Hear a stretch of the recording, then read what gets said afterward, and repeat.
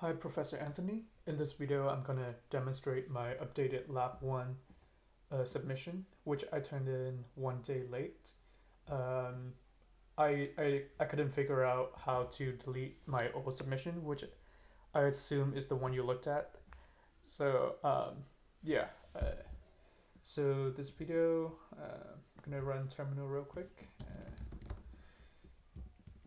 So I'm going to run my program. So this is for part one. My program can do either scissor decryption or substitute decryption. I'm gonna go with scissor.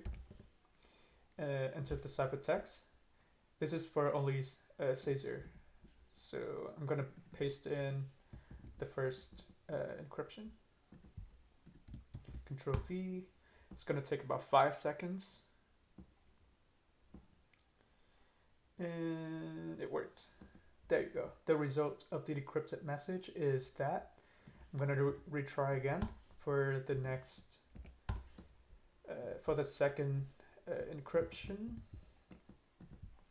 Paste in. It's gonna take another 5 seconds.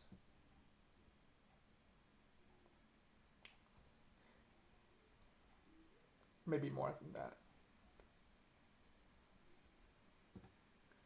Okay, this is longer, so it's gonna take a bit longer. There you go.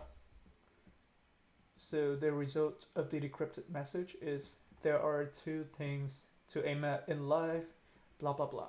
Okay, so now that's a demonstration of my scissor decryption that it worked. I'm gonna rerun the program again. This time I'm gonna go for substitute decryption. Now,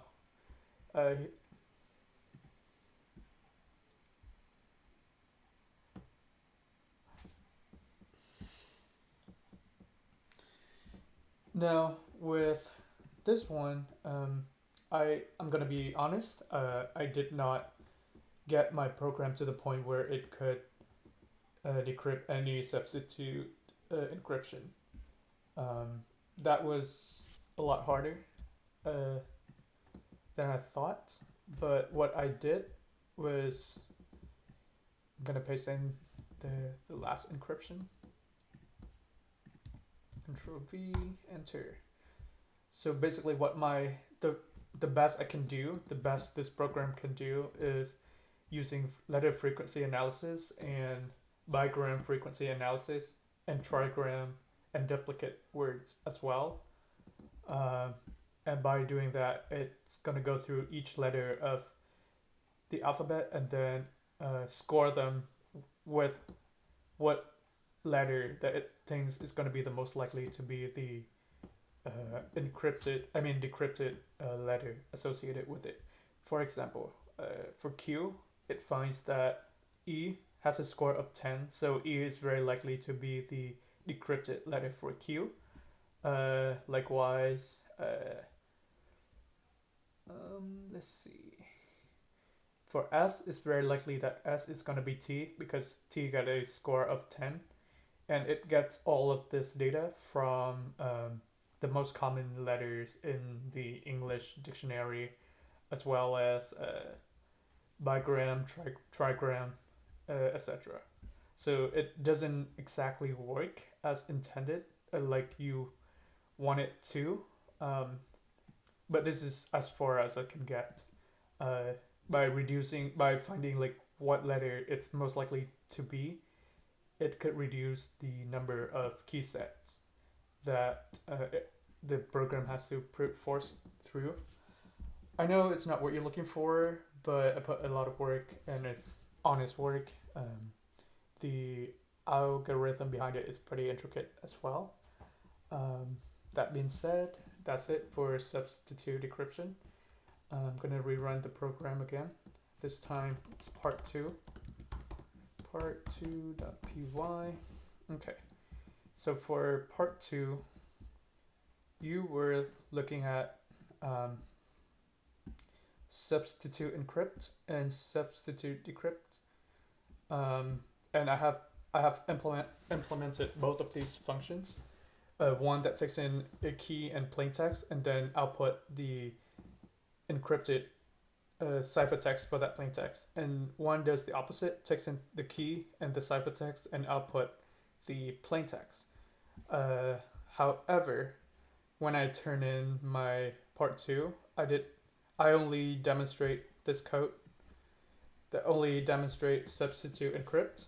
Um, what I was missing is just these 4 lines right here, and all they do is just, as you can see, is just demonstrate that substitute decrypt function work. So I'm gonna run it, and this is the result. So this is part 2 of the lab assignment. The key chosen was that the ciphertext of the phase 1, which is the one that you want us to encrypt. He who fights with monsters. So that's the result for the first phrase. That's the second, and that's the third. So it worked. Also, like I said, I added the demonstration for substitute decrypt function right here. Asking for the key of the encrypt. So I'm gonna use this website. So I have a plain text: coronavirus has become a global pandemic with that key, and this is the ciphertext. I'm gonna pass in the key.